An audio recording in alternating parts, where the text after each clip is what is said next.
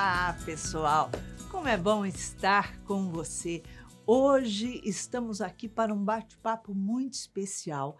Vamos falar de mais um transtorno psicológico. E hoje nós vamos falar, então, sobre o transtorno de personalidade de borderline. Todos nós, em realidade, temos algum tipo de transtorno. Uns mais, outros menos, uns diagnosticados, outros não. Mas a população, em geral, tem algum tipo de transtorno. Então, muitas vezes nós dizemos assim, porque você é normal ou não é normal? O que é o normal? Pois é. Nós vamos fazer esse bate-papo hoje, fazendo esse mergulho interior e alçar para o equilíbrio. Se você quiser participar do nosso programa, nos envie a sua mensagem contando qual é o seu conflito pelo WhatsApp. Anote 21 967 57 3999. E quem sabe no próximo sábado, às 19 horas, aqui na TV Mundo Maior, juntinhos estaremos reconstruindo as suas emoções. Hoje nós estamos com uma convidada querida do coração, que é a terapeuta Jane Angelice. Ela vem bater um papo gostoso com a gente, buscando esclarecer o relato de hoje. Seja bem-vinda ao Reconstruindo, Jane. Obrigada, Iraci. Sempre muito bom estarmos aqui, porque nós temos a oportunidade de falarmos de temas que podem estar atravessando a alma de muitos daqueles que nos ouvem, ou de aqueles queridos que estão perto de nós. É verdade. Hoje, o relato que nos chega é da Daniela. Ela mora em São Paulo, tem 32 anos e diz que é solteira e foi diagnosticada como borderline, com transtorno de borderline. E ela diz assim, ela não quer tomar medicação, mas ela atravessa momentos sempre muito difíceis, porque todo mundo sempre a critica. Ela diz que, por mais que ela tente, ela procura ficar calma, procura ficar serena, mas quando ela percebe, ela já atropelou tudo e já desceu a boca, falou, agrediu e acabou machucando, ferindo, sendo grosseira com pessoas que ela ama. Ela diz assim que tudo que ela faz é porque ela quer ser a pessoa mais amada, mais importante na relação com os pais dela, na relação com as 4 irmãs dela, para os tios, para os primos, para os amigos no trabalho. Ela quer ser a pessoa mais importante, mais querida que tem. E diz também que dizem que ela é manipuladora. Ela diz que não é bem assim, mas que ela procura, muitas vezes, manipular alguma situação para que essa situação saia do jeito que ela quer. Embora ela diz que tudo acaba saindo do controle dela e não sai como ela quer. Ela disse que ela queria ser uma pessoa bonita, especial, chamar atenção, ser importante também nas redes sociais. Mas ela se sente feia, ela diz que gasta tufos de dinheiro e não consegue se arrumar com elegância, estar bonita. Esses são os olhos dela. E ela pergunta se tem como ela se tratar, como ela resolver essa situação sem tomar medicação. E ela pergunta: tem como? Então, vamos ver o que reserva para a Daniela. É uma situação bem difícil, né? Porque ela foi diagnosticada com um transtorno de borderline, né? Transtorno de personalidade. E a gente sabe que é um diagnóstico sério, mas é necessário um tratamento. Não adianta a gente falar, eu não quero ser tratada. Não é uma questão de escolha de querer ou não querer, é uma questão de necessidade, não é isso, Jane? É isso mesmo. Eu preciso dizer a você, o medicamento faz parte do processo de cura. Embora o tratamento por medicamentos só vão trazer alívio para os seus sintomas. Mas você precisa também de uma boa psicoterapia. Porque a psicoterapia vai te ajudar no entendimento dessas reações que você descreve no seu relato. Tudo que você traz no seu relato são características típicas do transtorno de personalidade borderline. Hoje nós ainda não sabemos exatamente, a ciência ainda não descobriu quais são as causas, quais são as origens, mas pela observação, pela incidência dos pacientes nos consultórios, foi possível fazer o diagnóstico, já faz parte de toda a catalogação dos transtornos psíquicos e o borderline é um deles, onde se recomenda sim o tratamento com a medicação. Por experiência, você pode já observar, pelo menos é o que a gente depreende do seu relato, que você sabe o que está acontecendo com você. Sim. Só nega a possibilidade do tratamento. Muitas vezes nós acreditamos nesta autossuficiência que não é real. Não é para você, não é para nenhum de nós, porque nenhum de nós é autossuficiente.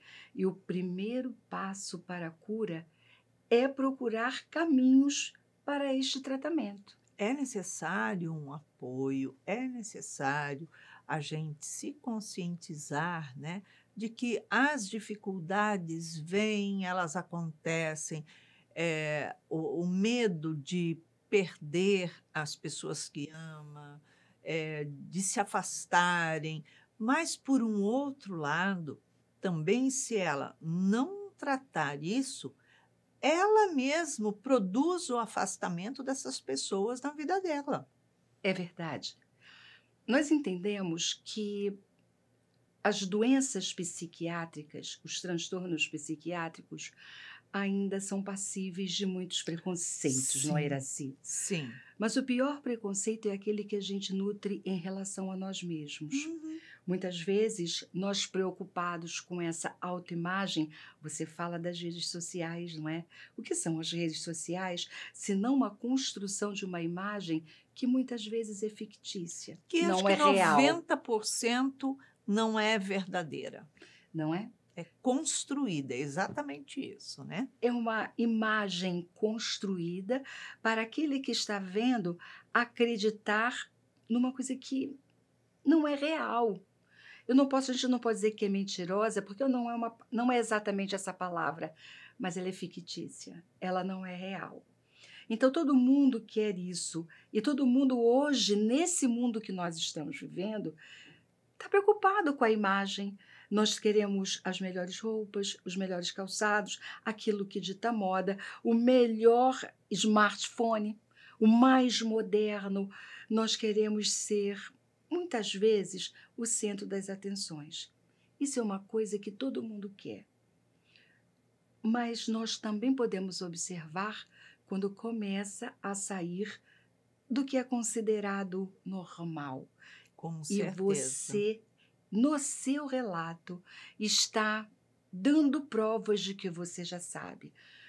Porque você se descontrola, você tem acessos de raiva, você quer Exatamente. aproximar as pessoas, mas sabe que no final das contas afasta com as suas atitudes. Com certeza. E quando quando a gente recebe um diagnóstico, o objetivo do diagnóstico é que nós venhamos efetuar um tratamento para buscar, uma possível cura. Porque, o transtorno de borderline, eh, é uma doença crônica, né. Exato. Então, ela com o tempo, né, com a idade entre 35 e 40 anos, tende a estabilizar, a ficar mais calmo, mas isso se ela der uma sequência a um tratamento e não deixar solto, isso é muito importante. E é muito sério, porque traz prejuízos para você e para as pessoas que convivem com você. Não tenha dúvidas, a sua família te ama, ama muito e muitas vezes quer lhe ajudar. Muitas vezes também os familiares não sabem como ajudar. E pode ser que você não esteja nem permitindo essa rede de apoio tão necessária. Nós não caminhamos na vida sem uma rede de apoio. Em alguns casos, essa rede de apoio é fundamental. Você está permitindo que isso aconteça? Você está permitindo que existam pessoas na sua vida que possam efetivamente te ajudar? Nas pesquisas mostram que o transtorno borderline começa mais ou menos na adolescência, ou os sintomas começam a Uhum. ser identificados e reconhecidos na adolescência, mas eles vão, com a idade, com a maturidade emocional e psicológica, eles tendem, como você falou, Iraci, a se Uhum. atenuar em torno dos 40 anos, mas não é de graça. Não é por uma obra Uhum. milagrosa ou porque de repente isso vai parar ou vai ser curado, não é assim. E é interessante como nós nos comportamos com os nossos transtornos psíquicos quando nós os temos. Porque se Uhum. nós tivermos uma doença crônica coronária, ou seja, do coração, nós não evitamos nem negamos o tratamento. Com certeza. Nós procuramos o tratamento e vamos tomar a medicação necessária até o final dos nossos dias, se isso for necessário.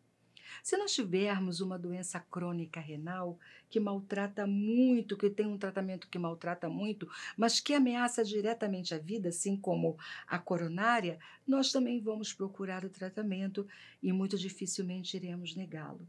Por que Exatamente. negamos o tratamento da doença psiquiátrica, da enfermidade psiquiátrica? É um preconceito que a gente tem. Qual o problema em tomar medicação? Eu não vejo problema nenhum em tomar medicação. A gente não almoça todos os dias? A gente não fala assim: "Ai, eu não posso almoçar nunca, não vou comer porque não gosto disso". A gente almoça, a gente janta, toma café da manhã e escova dente. Tomar medicação faz parte de um contexto diário. De E é higiene de saúde, né? sim, é Exatamente. extremamente necessário, quer dizer, não tem por que se esquivar de se cuidar, de se amar, de se autotratar, né. Ela vê que ela tem ali um círculo de pessoas, um bom círculo de pessoas que a amam, né. Ela fala de 4 irmãs, de tios, tias, amigos, enfim. Ela tem um círculo, saudável de pessoas que a amam, mas, é necessário que ela aceite o apoio, né. Ela fala que ela quer ser importante, quer ser a mais amada que todos, mas isso não é uma coisa que a gente impõe a ninguém, Não é tem que ser imposto, natural. não é imposto, mas conquistado. E é preciso que no tratamento, não só com a medicação, mas com uma boa terapia, você vai entender como é que tudo isso começou. Como é que você começou a identificar, vai aprender a lidar, vai entender também qual é o seu espaço na sua própria vida, sobretudo, e o espaço na vida daqueles que te rodeiam. você vai começar a olhar para as suas reações, a atitude, né, de raiva, essa emoção da raiva que você traz no seu relato, lembrando que a raiva todos nós temos, mas nós precisamos saber administrar essa emoção tão básica, que ela não é perniciosa ou traz algum malefício a partir do momento que a gente tem essa emoção. Muito ao contrário, ela até nos protege, a depender de como nós estamos entendendo. Mas se a raiva é acompanhada de muita agressividade, porque a raiva muitas vezes nos leva a atitudes agressivas. Então, a atitude agressiva faz o quê? Você fica com tanta raiva por não obter aquilo que você esperava, ou seja, você traz isso no seu relato.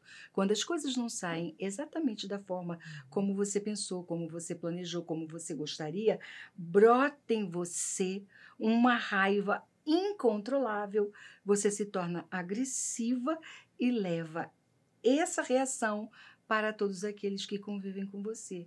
E aí você obtém o efeito oposto. Ao invés de ter aproximação, você recebe afastamento. Nós, para podermos nos curar, precisamos gostar de nós mesmos. Autocuidado, autoamor, acolhimento, autoacolhimento, ele é importante, só se faz quando eu entendo que procuro percorrer um caminho de cura, um caminho que é só meu, um caminho que é só seu. Na verdade, nós temos os nossos relacionamentos, as nossas relações com pessoas que a gente ama, mas cada pessoa dá aquilo que ela tem dentro dela. Perfeito. E não aquilo que a outra quer receber. Eu quero que você me dê isso. Não, cada um só dá o que tem. Então, a gente recebe apoio, a gente recebe atenção, recebe carinho, mas eu dou aquilo que eu tenho condições de te dar, aquilo que eu posso te dar.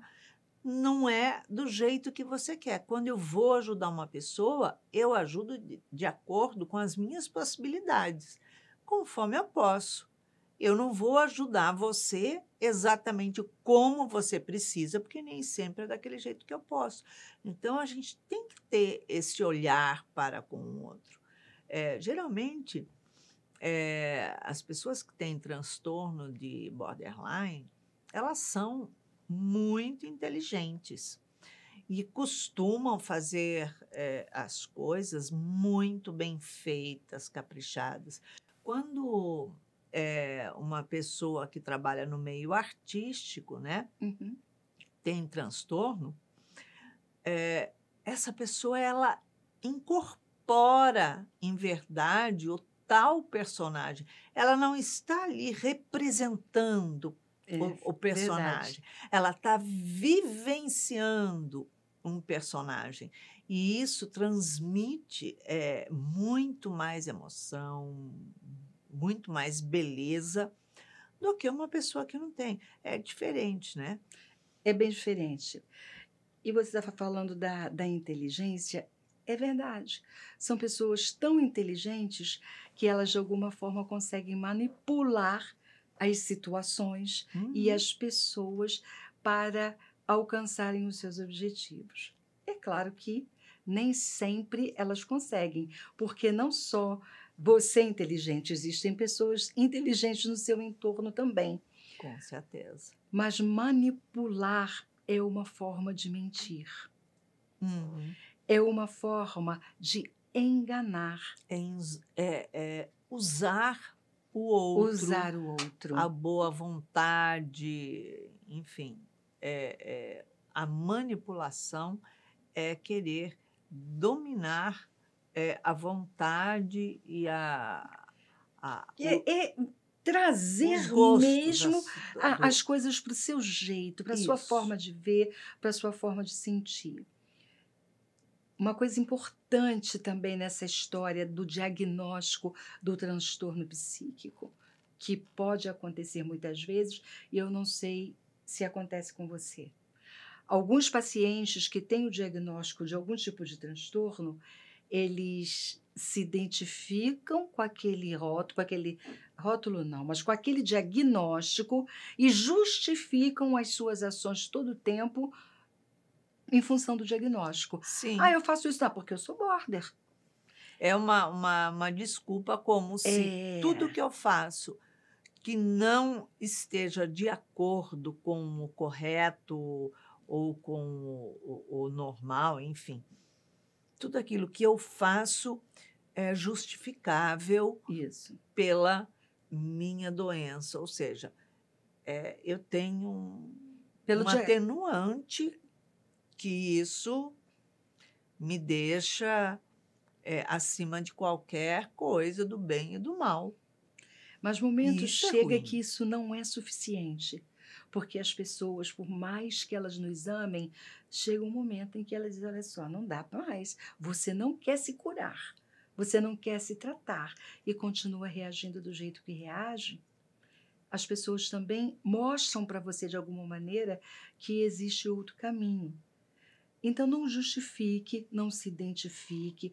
Olhe para isso como uma possibilidade também de aprendizado. Qualquer sintoma que a gente tenha, ele traz uma informação. Para que você está vivendo essa experiência? O que você precisa aprender com isso? Mas você só vai encontrar as respostas se você for para o tratamento. Com Se você for para certeza. uma boa psicoterapia, para poder te ajudar nesse processo de autoconhecimento, porque você não é doente, você está doente.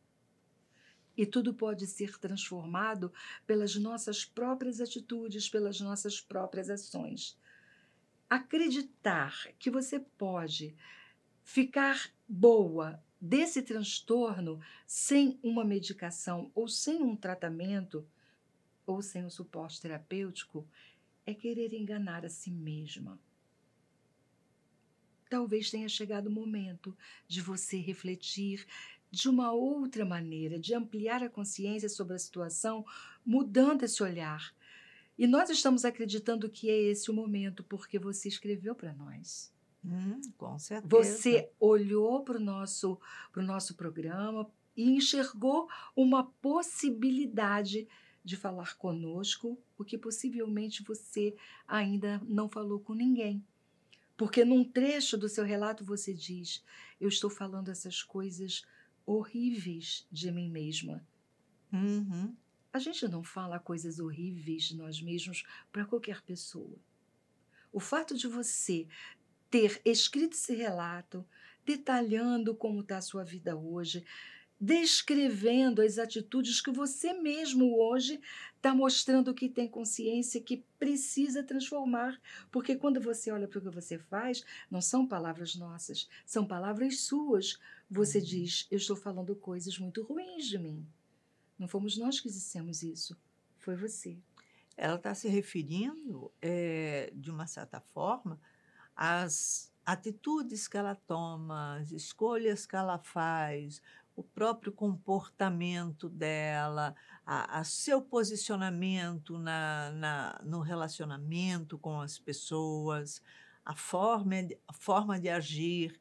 Então, ela está falando sobre isso, sobre as escolhas que partem dela, né? O comportamento que parte dela e não parte do outro. Se ela diz, né, no relato, que as pessoas falam isso dela, todos esses familiares, né? Ela citou bastante gente no relato dela. Então, se todas essas pessoas falam a mesma coisa, né, sobre isso, sobre ela, tem alguma coisa de verdade aí nesse meio. Tudo indica. Desculpem. Tudo indica que sim. Tudo indica que sim. E você também já sabe. As pessoas falam e você sabe que é verdade. Você só está negando a possibilidade de cura. Olhe para essa sua negação. Olhe para isso. Por que você está negando? Porque existe também algumas atitudes, não é de propósito que a gente faz isso, é de maneira inconsciente. a gente tem ganhos secundários com algumas atitudes. Uhum. Permanecer em algum lugar faz com que a gente tenha um ganho secundário. O que eu quero dizer com ganho secundário? Se você permanece do jeito que está, você ainda pode justificar as suas atitudes. Afinal, eu sou uma borderline sem tratamento. Não, e sem contar, os envolvimentos espirituais o qual ela Verdade. está se submetendo, Verdade. né. Aí são bem grandes, porque a gente acaba atraindo para o nosso comportamento as parcerias, mesmo invisíveis, mas aquelas que se afinam com aquilo que a gente está fazendo, com certeza.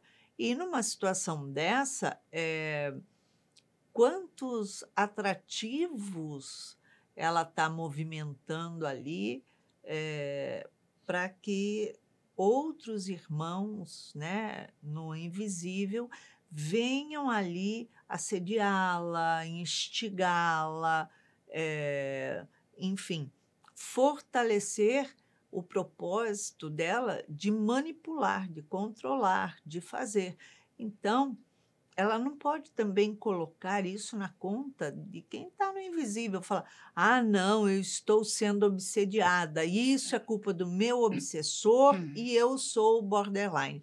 Espera lá, você é uma pessoa consciente, tem inteligência, não é, doente de não ter, raciocínio, de não saber refletir, enfim. É uma situação da sua personalidade também. Com relação às influências espirituais, nós também podemos observar que existem transtornados desencarnados também. Nós temos transtornos quando encarnados, mas é importante que a gente lembre que a nossa doença está no espírito. Ela não está no Uhum. corpo. O corpo é só uma manifestação, é só um instrumento, um veículo da doença que está no espírito. Então, quando a gente passa desse plano da vida para o outro, a gente, se não se curou, se não se tratou, a gente leva junto os transtornos. E aí, quem a gente tem na nossa companhia? Os transtornados como nós, Com além certeza, dos oportunistas, não é, Iraci? com certeza. Os transtornados que se identificam com o diagnóstico, porque eles também em algum momento podem ter sido diagnósticos enquanto estavam na dimensão material, e os oportunistas. Os oportunistas são aqueles irmãos nossos, aqueles espíritos, companheiros, que aproveitam as situações para darem vazão às suas vontades ainda equivocadas, aos seus instintos mal administrados, e a gente brinca que eles gostam de ver o circo pegar fogo, né? E Uhum. pega de verdade. Com certeza. Nós, quando estamos transitando aqui encarnados, nós não somos inocentes. É A gente verdade. não pode dizer, né, desde o ponto que a gente tem a condição de raciocinar, de refletir, de estudar, de trabalhar e de progredir, e está havendo um movimento progressivo, a gente não é inocente, né. Nem vítima, né? Então não, de jeito nenhum. Então não adianta a gente querer pegar as coisas que não são legais, que não dão certo como a gente gostaria que desse, pegar todas essas coisas e botar no pacote de outro, na mochila de outro, por causa dele, por causa dela, por causa disso, daquilo, né. E tipo assim, eu sou uma pessoa pura, ingênua e inocente que estou aqui e a responsabilidade de tudo isso que eu faço e tudo isso que me acontece é de todo mundo, não minha. A gente não pode se colocar assim. A responsabilidade daquilo que faz é de cada um com as suas atitudes. Mesmo ela sendo borderline ou tendo outros transtornos, a responsabilidade das atitudes dela é dela. Essa é uma palavra importante em qualquer contexto. Responsabilidade. Porque nós só somos capazes de assumir responsabilidades conforme vamos ganhando maturidade. Uhum. Mas dia chega em que a gente também começa a entender e a se dar conta que não adianta ficar somente transferindo responsabilidades ou culpa, muitas vezes a gente usa de forma equivocada a palavra, mas culpando a B, C ou D por tudo que acontece. Porque não é Perfeitamente. assim. Nós somos responsáveis por absolutamente tudo que nos acontece. Podem haver interferências externas, interferências do ambiente, e elas existem, mas até com as interferências ambientais, e quando eu falo de interferências ambientais, eu estou falando de família, eu estou falando da sociedade, eu estou falando da cultura e até mesmo da religião, se ela não for bem compreendida, se ela não for bem entendida para benefício próprio e benefício do próximo. Então, nós somos o tempo todo, estamos o tempo todo na relação com a família, com a sociedade, com a cultura, com a religião, quando nós temos, com as instituições em geral com as quais nós nos relacionamos, com as redes sociais hoje tão presentes na vida de todos nós. E nós começamos também a perceber que, para além de tudo que a gente ouviu, de tudo que a gente acreditou que fosse verdade, existe a nossa verdade interior. Existe aquilo que a gente precisa encontrar em nós mesmos, em qualquer circunstância. Mesmo nós, quando estamos acometidos por qualquer transtorno psíquico, pelo menos nesse estágio que você está mostrando para nós, que ainda consegue fazer um relato, descrever tudo o que está acontecendo, ainda tem responsabilidade. Quando é que a responsabilidade acaba? Quando o transtorno chega num nível que ele precisa ser internado. Uhum. Ali ele não consegue mais temporariamente, porque durante a internação ele vai tomar uma medicação muito forte para sair daquela crise. Mas a partir do momento que saia da crise, existe a retomada da própria vida. É importante isso, até porque hoje já nem existe mais internação contínua. Existe um Sim. tratamento quando ele é absolutamente necessário, quando a crise não consegue ser contornada e controlada fora da instituição, não é? Da Uhum. instituição psiquiátrica, mas há o retorno. Mas veja, isso é uma coisa importante também de ver. O medicamento que não se toma, o tratamento psicológico, né, psicoterápico, psicoterapêutico que não se faz, pode levar a agravar os sintomas. A gente não acredita que isso aconteça. Não é? A gente quer sempre Sim. acreditar que não. E isso é a ilusão do controle. Olha a palavra que você usou. Será que eu posso controlar os meus sintomas sem a medicação? A palavra não é controlar, porque o controle é uma ilusão. Você vai conseguir diminuir, neutralizar. Quando a gente entende que pode controlar o que quer que seja em nossa vida, a gente já está se equivocando, porque não há controle sobre a vida. Nenhum. Não existe controle nenhum sobre nada. É Agora, a isso. gente não pode esquecer que Deus deu uma vida para cada um tomar conta da sua, Exato. certo? Então, a cada um cabe as suas próprias responsabilidades de acordo com a sua estrutura, de acordo com as suas condições aqui de encarnados, naquela família, naquele contexto, naquele trabalho, naquele núcleo social. E cabe também a responsabilidade de cada coisa que a gente faz. Então, não adianta a gente querer colocar no pacote dos outros e nem dizer que eu quero ser a pessoa mais amada da família, mais amada do trabalho, mais amada do círculo de amigos. Por que eu tenho que ser mais do que os outros?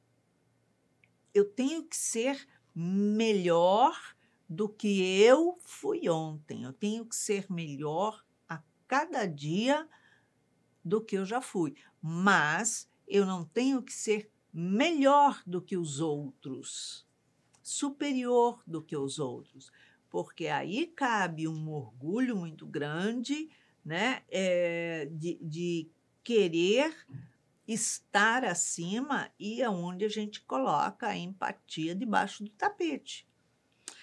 O processo de autoconhecimento, não era assim, por meio da psicoterapia, vai permitir que a gente entenda melhor esses processos. Exato. Porque, veja, o transtorno traz consequências de toda a natureza.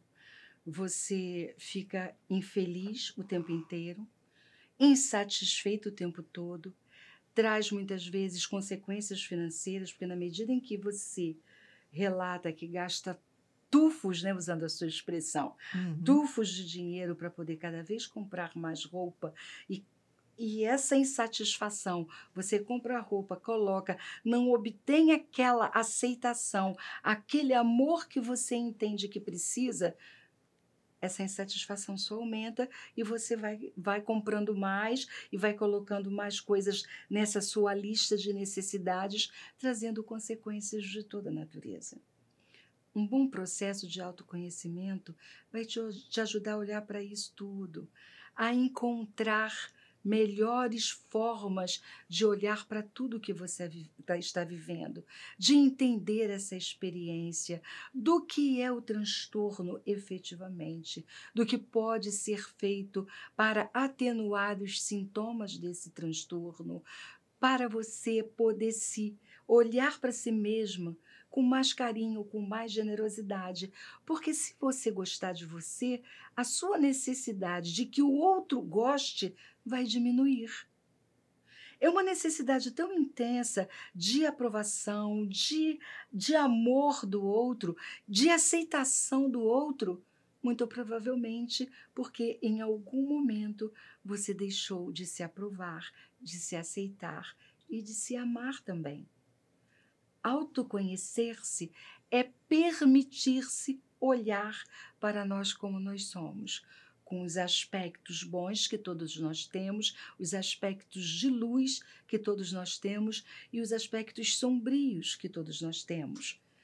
Todas essas questões, essas atitudes que você relatou como feias e que você descreveu, muitos de nós têm, porque todos nós estamos aqui em aprendizado.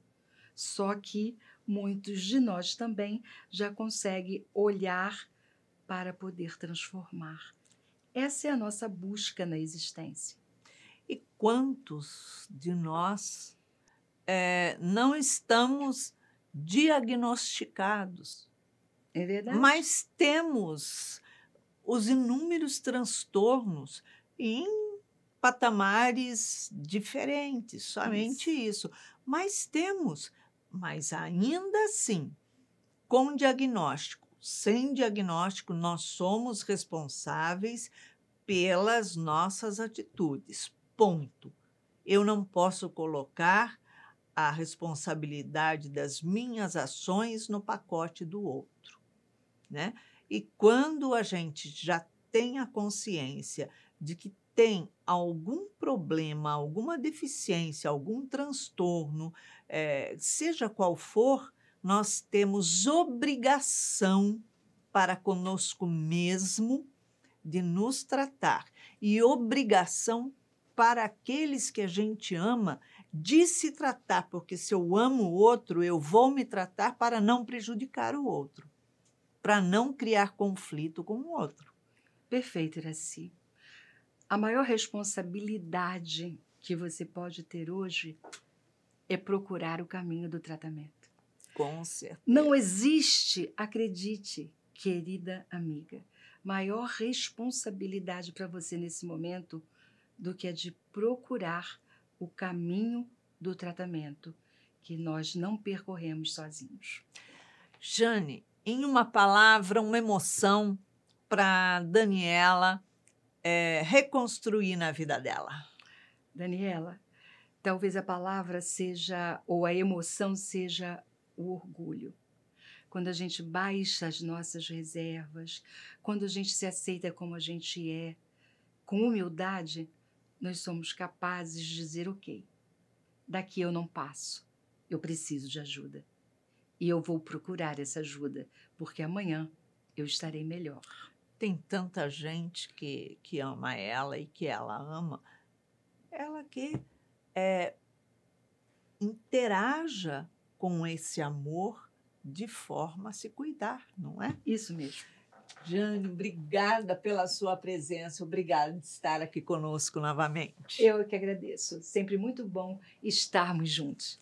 Obrigada. Daniela, após essa nossa conversa sobre transtornos, vamos ver o que a doutora Anísia da Silveira tem a dizer a você hoje.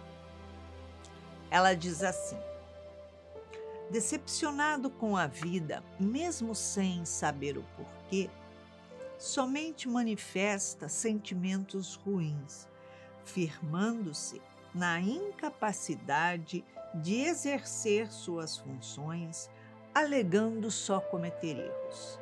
Assim, um dos principais sintomas psicológicos, a baixa autoestima prevalece. A oscilação de humor ocorre diariamente. A tristeza, a melancolia, a irritação variam constantemente pela exiguidade de aprazimento, irritabilidade, o vazio existencial e a dor no peito que não consegue verbalizar. Ao reconhecer algum motivo de tristeza ou insatisfação, a reação é completamente desproporcional, avultosa e não condiz com a realidade. Então, realmente, quando se está com um transtorno de borderline, nós precisamos sempre avaliar bastante as nossas atitudes, pensar bem antes de tomar uma atitude, de fazer uma ação que pode vir a nos comprometer de forma dolorosa, porque nós, conforme você mesmo diz, muitas vezes nós agredimos, falamos coisas que não queríamos falar para pessoas que amamos. Mas depois que falamos, falado está. Então, nós não podemos recolher aquilo que nós falamos e guardar de volta. Falou, falou. Então, nós temos que aprender a nos avaliar. E não existe nada melhor na vida do que fazermos tratamento para reparar os nossos transtornos, nos auxiliar a ter uma vida mais saudável, mais equilibrada, uma vida progressiva. Porque nós estamos aí, afinal de contas, para evoluir, para crescer, para sermos melhores hoje do que fomos ontem. Mas não precisamos ser melhor que ninguém, a não ser melhor que nós mesmos. Então, é isso. Se você quiser participar do nosso programa, nos envie a sua mensagem pelo WhatsApp 21 967 57 3999. E quem sabe no próximo sábado, às 19 horas, aqui juntinhos estaremos reconstruindo as suas emoções. Não esqueça de acessar a nossa playlist lá no YouTube. Compartilhe com seus amigos, pois tem sempre uma pessoa perto da gente que precisa reconstruir aquela emoção. E você com certeza estará ajudando com muito carinho, com muita colaboração. E para que a sua semana seja uma semana de paz, alegria e muito crescimento, deixamos aqui um beijinho super carinhoso. Muita paz para você.